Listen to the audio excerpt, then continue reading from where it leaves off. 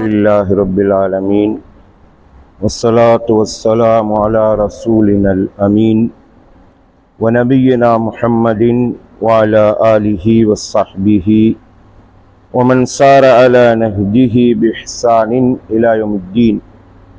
سبحانك لا علم لنا إلا ما علمتنا إنك أنت العليم الحكيم. கண்ணியத்திற்குரிய பெரியோர்களே, சகோதரர்களே, அஸ்ஸலாமு அலைக்கும் வரஹ்மத்துல்லாஹி வபரகாத்துஹு. வன் அபி ராஃபிஇன் قال صلى رسول الله صلى الله عليه وسلم سعدا ورش على قبره ماء رواه ابن ماجه. அபூ ராஃபி ரலியல்லாஹு அன்ஹு அறிவிக்கிறார்கள், ரசூல் ஸல்லல்லாஹு அலைஹி வஸல்லம் அவர்கள் சஅத் ரலியல்லாஹு அவர்களது ஜனாசாவை சற்று இழுத்து ஒரு பக்கம் வைத்தார்கள். அதாவது கபரிலே அந்த ஜனாசா வைக்கப்பட்ட பொழுது ரசூலுல்லாஹ் அந்த ஜனாசாவை மெல்ல இழுத்து வைத்தார்கள். மேலும் அந்த சஹாபியினுடைய கபரின் மீது தண்ணீர் தெளித்தார்கள். இந்த ஹதீஸை இமாம் இப்னு மாஜா தங்களது கிரந்தத்தில் பதிவு செய்திருக்கிறார்கள். இதே போன்ற ஒரு ஹதீஸ் ஏற்கனவே நாங்கள் படித்திருக்கிறோம். அதாவது இந்த ஹதீஸிலிருந்து நாங்கள் என்ன பாடம் படிக்கிறோம் என்று சொன்னால், ஒரு ஜனாசாவை கபரில் வைத்ததன் பின்னால் அது சரியாக வைக்கப்படுவதற்காக இந்த ஜனாசாவை மெதுவாக முன்னால் இழுப்பது அல்லது பின்னால் இழுப்பது அல்லது பக்கவாட்டிலே சாய்த்து வைப்பதெல்லாம் பிரச்சனைக்குரிய விஷயம் அல்ல என்பதைத்தான் அதில் படிக்கிறோம். ரெண்டாவது, நாங்கள் ஏற்கனவே படித்த ஹதீஸிலையும் கபரின் மீது ரசூலுல்லாஹ் தண்ணீர் தெளித்தார்கள் என்பது பரக்கத்துக்காக இல்லை. அது அந்த காலத்தில் தரை தோற்றம் தண்ணீர் தெளிச்சாத்தான் அந்த மண் கபரிலே இறுகி இருக்கும். அதுக்காக ரசூலுல்லாஹ் செஞ்சது. எனவே அது பெரிய ஒரு இபாதத்தாக நாங்கள் பார்த்து கபரிலே தண்ணீர் தெளிக்க வேண்டும் என்ற சட்டத்தை நாங்கள் எடுக்க முடியாது. இது ரசூலுல்லாஹ்வுடைய செயல் சார்ந்த சுன்னா. ரசூல் ஸல்லல்லாஹு அலைஹி வஸல்லம் தண்ணீர் தெளியுங்கள் என்று சொல்ல இல்லை, சொல் சார்ந்த சுன்னா அல்ல, இது செயல் சார்ந்த சுன்னாவாக இருக்கின்றபடியால் அப்படி ஒரு தேவை ஏற்பட்டால் மட்டும்தான் அதை செய்யணுமே ஒழிய ஹதீஸிலே இடம்பெற்றிருக்கிறது என்பதற்காக எல்லாத்தையும் செய்ய வேண்டிய அவசியம் இல்லை. அது அந்த காலத்தில் ரசூலுல்லாஹ் அவங்க வாழ்ந்த அரபு பிரதேசத்தில் மண்ணறையினுடைய தன்மை அப்படி இருந்ததனால் ரசூலுல்லாஹ் அப்படி செய்தார்கள்.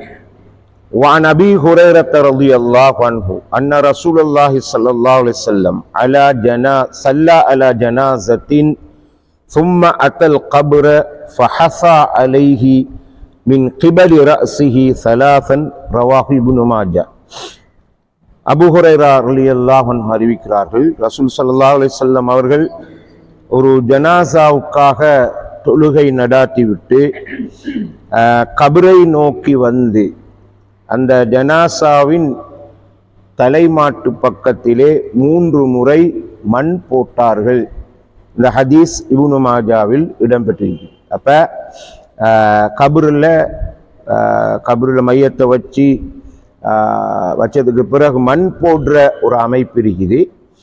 ரசூல் ஸல்லல்லாஹு அலைஹி வஸல்லம் அதை செஞ்சு காட்டுகிறாங்க. இப்போ இதுவும் செயல் சார்ந்த சுன்னத். சொன்னா கட்டாயம் செஞ்சாகணும். ரசூலுல்லாஹ் சில விஷயங்களை செய்வாங்க, அதை நாங்கள் விரும்பினா அதை பின்பற்றலாம், இல்லாட்டி விட்டு போடலாம். கட்டாயம் மண் போட்டு தான் ஆகணும்னு சொல்லி அப்படி ஒரு கடமையாக ரசூலுல்லாஹ் இதை சொல்ல இல்லை. ரசூலுல்லாஹ் அப்படி செஞ்சுக்கிறாங்க. தலைமாட்டு பக்கம் ரெண்டு கையாலை மண் அள்ளி போட்டுகிறாங்க. وعن عمرو بن حزم قال رآني النبي صلى الله عليه وسلم متكئا على قبر فقال لا تؤذي صاحب هذا القبر أو لا تؤذيه رواه أحمد. அம்ரு பின் ஹஸம் ரலியல்லாஹு அன்ஹு அறிவிக்கின்றார்கள், ரசூல் ஸல்லல்லாஹு அலைஹி வஸல்லம் அவர்கள் நான் கபரின் மீது சாய்ந்து கொண்டிருப்பதை கண்டார்கள். ஒரு கபரின் மீது சாய்ந்து கொண்டிருக்கிறத கண்டாங்க. கண்டுட்டு சொன்னாங்க, இந்த கபரிலே இருப்பவரை நீங்க நோவினை செய்ய வேண்டாம், அல்லது இவரை நோவினை செய்ய வேண்டாம். இந்த ஹதீஸ் முஸ்னத் அஹ்மதுல பதிவாரி. அப்ப கபர்ல சாஞ்சி கொண்டிருந்த ஒரு சஹாபியை பார்த்து சொல்றாங்க, இந்த கபரில் இருக்கிறவருக்கு நீங்க தொந்தரவு செய்யாதீங்கன்னு சொல்லி. ஆகவே இதுல வஃபாத்தானா ஒரு மரக்கட்டை, அதனோட எப்படி நடந்து கொள்ளலாம், அதில் உயிர் பெய்த்துது அப்படி இல்லை. எனவே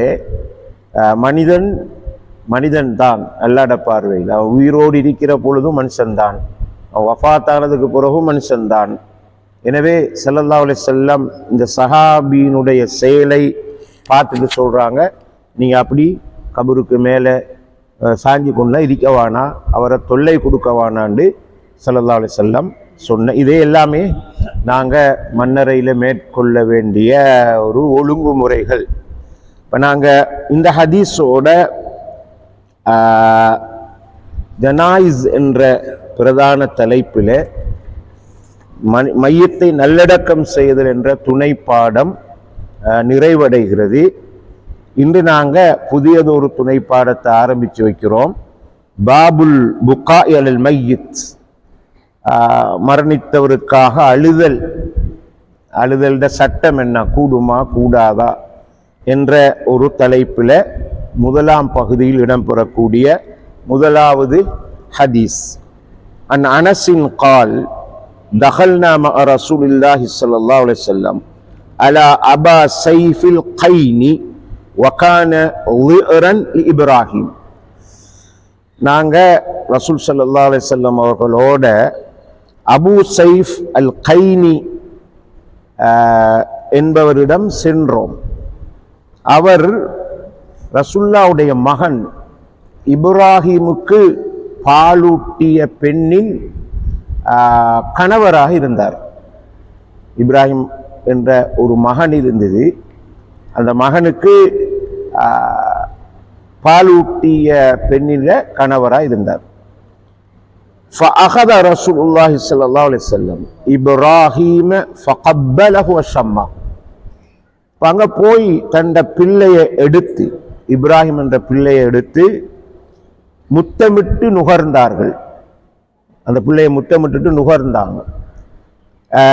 அந்த பிள்ளை கொஞ்சம் சுகமில்லாத நிலையில் இருந்தது. ரசூல்லா இன்னொரு தாயிட்ட பால் ஊற்றுறதுக்காக கொடுத்திருந்தாங்க.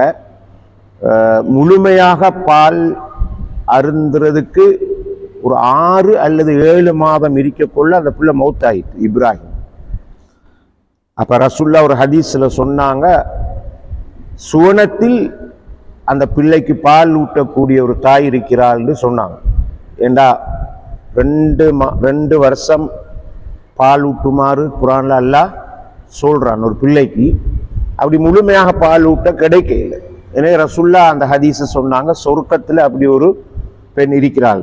அப்ப இதை முத்தமிட்டு பிறகு ரசூல்லா வந்துட்டு சும்மா தகல்னா அலைஹி பஅத ஸாலிக், இந்த நிகழ்வு நடந்ததுக்கு பின்னால திரும்பவும் அந்த அபு சைஃப் அல் கைனியிடம் நாங்க போனோம்.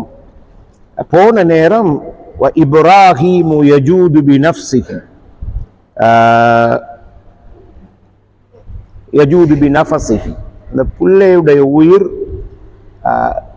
போகக்கூடிய நிலையில இருந்தது. புள்ள மூச்சு திணறிக் கொண்டு இருக்குது, மரண தருவாய் நெருங்கி இருந்தது.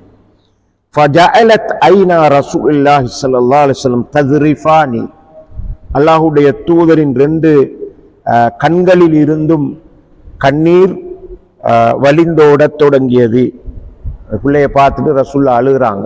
கொஞ்ச நேரத்தில் மௌத்தாயிரும். ஃபகால லஹு அப்துர் ரஹ்மான் இப்னு அவுஃப். அங்கனே ஒரு சஹாபி இருக்கிறாங்க. சஹாபாக்கள் ஒரு பெரிய ஒரு தொழிலதிபராக இருந்தவங்க. அப்துர் ரஹ்மான் இப்னு அவுஃப் கேட்குறாங்க ரசூல்லாட்ட, வ அன்த யா ரசூலல்லாஹ், நீங்களுமா அழுகிறீங்க, நாங்கள் அழுகிறோம், சரி நீங்கள் எப்படி அலையலும்? அப்போ ரசூல்லா சொல்கிறாங்க, யப்ன அவுஃப், அவுஃபுடைய மகனே, இன்னஹா ரஹ்மத்துன், இது அல்லாஹ் மனிதனுடைய உள்ளங்களில் வைத்த இரக்கம், அருளின் விலை என்று சொன்னாங்க. பிறகு சும்மா அத்பஅஹா பி உக்ரா, அந்த கண்ணீரை தொடர்ந்து இன்னும் ஒரு கண்ணீர் சொட்டும் விழுந்தது ரசூல்லாட்ட. ஒரு கண்ணீரை வடிச்சிட்டு தொடர்ந்து இன்னொரு கண்ணீர் சொட்டும் விழுவுது. ஃபகால, ரசூல்லா சொல்றாங்க, இன்னல் ஐன ததுமா, கண்கள் கண்ணீரை வடிக்கின்றன. வல் கல்பு யஹ்ஸனு, வல் கல்ப யஹ்ஸனு, உள்ளம் கவலை கொள்கிறது. வலா நகூலு இல்லா மா யுர்தி ரப்பனா, எங்களுடைய ரப்பை திருப்திப்படுத்தக்கூடிய சொற்களை தவிர வேறு எதனையும் நாங்கள் சொல்ல மாட்டோம். வ இன்னா பிஃபிராகிக யா இப்ராஹீமு லமஹ்ஸூனூன, இப்ராஹீமே, உங்களுடைய பிரிவு துயர் கண்டு நாங்கள் கவலை கொள்கிறோம். இந்த ஹதீஸ் புகாரி முஸ்லிம்ல வந்து. அப்ப தலைப்புக்கு ஏற்ற அமைப்பில் இமாம் ஹத்தீப் தப்ரீஸி இந்த ஹதீஸை முதலாவது பதிவு செஞ்சுக்கிறான். இதில் முதலாவது நாங்கள் பார்க்குறோம், ரசூல்லாவுக்கு ஒரு மகன் இருந்தாங்க, அவங்க சின்ன வயதில் மௌத்தாயிட்டாங்கன்ற விஷயத்தை பார்த்தோம். இப்போ அந்த பிள்ளைய ரசூல் ஸல்லல்லாஹு அலைஹி வஸல்லம் எடுத்து முத்தமிட்டுட்டு நுகர்ந்துட்டு போய் இன்னும் கொஞ்சம் நாளைக்கு புற வந்து பார்க்குறாங்க, பிள்ளை மரண தருவாயில் உயிர் ஊசலாடி கொண்டிருக்குது. அவருடைய உயிர் ஊசலாடி கொண்டிருக்குது. அதான் ஒரு யஜூது பினஃப்ஸிஹி, உயிர் ஊசலாடி கொண்டிருக்குது. இப்போ ரசூல்லா அழுகிறாங்க. இப்போ இதை பார்த்த சஹாபாக்கள் இந்த சிந்தனை எப்படின்னா, ரசூல் முஹம்மது ஸல்லல்லாஹு அலைஹி வஸல்லம் ஒரு ரசூல், ஒரு நபி, அவங்க எப்படி அழ முடியும்? சரி, நாமெல்லாம் சாதாரண மக்கள், பாவம் செய்யக்கூடிய மக்கள், பலவீனமான மக்கள், நாங்கள் அழுகிறது ஒப்பாரி வைக்கிறது சரி, ரசூலுல்லா எப்படி? ஒரு ஆச்சரியமா கேட்டாங்க. இது குர்ஆன்ல நாங்க பார்க்கிறோம். ரசூல்மார்களை பத்தி அப்படி ஒரு பார்வை அந்த கால மக்களுக்கு இருந்து, அதாவது ஜாகிலிய கால மக்கள் அவங்களோட பார்வை எப்படின்னா, ரசூல் என்பவர் மனித இயல்புக்கு நேர்முரணான தன்மை கொண்டவராக இருக்கணும். இது அவங்க அப்படி பார்த்தாங்க. சரி, எப்படின்னு சொன்னா குர்ஆன் சொல்லுது எப்படி, வகாலு மா லிஹாதர் ரசூல் யஅகுலு தஆம் வயம்ஷி ஃபில் அஸ்வாக். இது என்ன, இந்த ரசூல் சாப்பிட்டு கொண்டு கடை தெருவிலேயே திரிகிறாரு அப்படின்னா என்ன? அவர் மலக்குமாரிலாம் இருக்கணும். சரி, மா லிஹாதர் ரசூல் யஅகுலு தஆம் வயம்ஷி ஃபில் அஸ்வாக் லௌலா உன்சில அலைஹி மலக், அவருக்கு ஒரு மலக்கு இறங்க வேண்டாமா? ஃபயகூன மஅஹு நதீரா, அந்த மலக்கு ரசூலுல்லாவோடு சேர்ந்து மக்களுக்கு அச்சமூட்டி எச்சரிக்கை செய்யக்கூட வேண்டாமா? அவ் யுல்கா இலைஹி கன்ஸ், அல்லது அவருக்கு ஒரு பொக்கிசம், புதையல் கொடுக்கப்பட வேண்டாமா? அவ் தகூனு லஹு ஜன்னா, அவருக்கு ஒரு தோட்டம் இருக்க வேண்டாமா? யஅகுலு மின்ஹா, அந்த தோட்டத்தில் இருந்து கனிவர்க்கங்களை அவர் சாப்பிடக்கூடாதா என்றெல்லாம் வித்தியாசமா அந்த நபியை பார்த்தாங்க. ஆனா ரசூல் ஒரு மனிதர். குர்ஆன் அப்படித்தான் சொல்லுது, குல் இன்னமா அன பஷருன், நபியை தெளிவா சொல்லுங்க, நான் நிச்சயமாக ஒரு மனிதனே. எனக்கு உங்களுக்குள்ள வித்தியாசம் வஹி இறங்குறது தான் வித்தியாசம். எனக்கு மட்டும்தான் வஹி இறங்கும், மற்றபடி நான் மனிதன், சிரிப்பேன், கதைப்பேன், எனக்கு கவலை வரும், சரி அப்படிலாம் சொல்லிக்கிறான். ஆகவே இந்த வகையில தான் இந்த சஹாபி கேட்கிறாங்க, நீங்க அழுகிறீங்களே.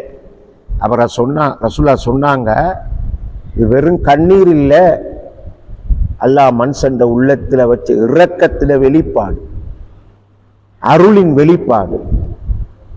ஒரு மனுஷன் கவலைப்படுற நேரத்துல கவலைப்படும், சந்தோஷமா இருக்கிற சந்தோஷமா தான் மனுஷன். ரசூலுல்லாஹ் சொன்னாங்க இது அருளின் விளைவு. திரும்ப சொல்றாங்க என்னண்டா, கண்கள் கண்ணீர் வடிக்குதுன்னு சொல்றாங்க ரசூல் ஸல்லல்லாஹு அலைஹி வஸல்லம்.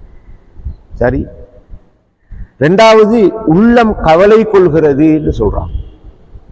அப்ப இது மனுஷன் இயல்பு. ஆகவே இதை நாங்க பிழை தவறுன்னு சொல்லல. மையத்தூட்டில் அழுவாங்க, கண்ணீர் வடிப்பாங்க, கவலைப்படுவாங்க, அதான் அங்கே சரி. அங்கே சிரிச்சுக்கிட்டு சந்தோஷப்பட்டுக்கிட்டு மாட்டாங்க. ஆகவே சொல்லிட்டு சொல்றாங்க, இந்த கவலைக்கு ஒரு எல்லை இருக்குது, எல்லாத்துக்கும் ஒரு ஹத்தை வச்சுக்குது இஸ்லாம். சந்தோஷத்துக்கும் எல்லை இருக்குது, கவலைக்கும் ஒரு எல்லை இருக்குது. பெருநாள் ஒரு நாள் தான், வருஷத்துல வர 2 பெருநாள் ஒரு நாள் தான். நாங்க முதலாம் பெருநாள், 2ஆம் பெருநாள், 3ஆம் பெருநாள் வச்சு கொண்டதுக்கு இஸ்லாம் ஒண்ணுதான், ஒரு பெருநாள் தான், ஒரே நாள் தான். ஒரு ஆள் மோட்டானா கவலை கொள்றதுக்கு 3 நாள், மனைவிக்கு மட்டும் 4 மாதம் 10 நாள் கொடுத்தீங்க, எல்லாம் ஒரு எல்லை. அப்ப இந்த நேரத்துல உங்களோட வார்த்தை எப்படி இருக்கும்? கவலையால நீங்க அல்லாஹ்வுக்கு பொருத்தம் இல்லாத வார்த்தையை சொல்ல முடியாது. எனவே தான் அதை பழக்கத்துல வரணுங்கிறதுக்கு தான் நாம ஜனாசா செய்து கேட்ட உடனே இன்னா லில்லாஹி வ இன்னா இலைஹி ராஜிஊன் சொல்லுவோம். இந்த பழக்கம் வந்துடும், தேவையில்லாத வார்த்தையெல்லாம் வரும். ஆகவே ரசூலுல்லாஹ் சொல்றாங்க, எங்களுடைய ரப்பை திருப்திப்படுத்தக்கூடிய வார்த்தையை தவிர நாங்க வேற எதையும் இந்த இடத்துல சொல்ல மாட்டோம். சரி, ஆகவே துஆ கேட்போம், இஸ்திக்ஃபார் செய்வோம். சரி, கவலை தெரிவிக்கலாம், மையத்து இருக்கிற இடத்துல உள்ள குடும்பத்தாருக்கு ஆறுதல் சொல்லலாம், பொறுமையா இருங்கிட்டு சொல்லலாம். இதெல்லாம் ரப்பை திருப்திப்படுத்துகிற வார்த்தை. கடைசியில் சொல்றாங்க, இப்ராஹிமே உங்களோட பிரிவு துயரால் நாங்கள் கவலைப்படுறோம். அப்ப இதுக்குள்ளத்தான் எங்கட அந்த வரையறை இருக்கும். ஆகவே ஏன் ரசூல்லா அப்படி நான் சொல்றாங்கன்னா, அந்த காலத்துல ஜாகிலியத்துல நாங்கள் அடுத்த கிழமை இன்ஷா அல்லாஹ் படிப்போம். ஜாகிலிய காலத்தில் உள்ள பழக்கங்கள் எப்படி, ஒரு ஆள் மௌத்தா போனோம் புலம்புறது, ஒப்பாரி வைக்கிறது, இதெல்லாம் இஸ்லாமிய முறைகள் இல்லை, ஜாகிலியத் என்று ரசூலுல்லாஹ் சொல்லிக்கிறான். ஆகவே ஒரு முஸ்லிம் மௌத்தானா ஹயாத்தோடு இருக்கிறவங்க எப்படி நடந்து கொள்ளணும் என்கிற விஷயத்தை தான் இந்த ஹதீஸ்ல நாங்க படிக்கிறோம். ஜஸாக்குமுல்லாஹ் ஹைர். சுப்ஹானக்கல்லாஹு வபிஹம்திக அஷ்ஹது அல்லா இலாஹா இல்லா அன்த அஸ்தக்ஃபிருக வ அத்தூபு இலைக்.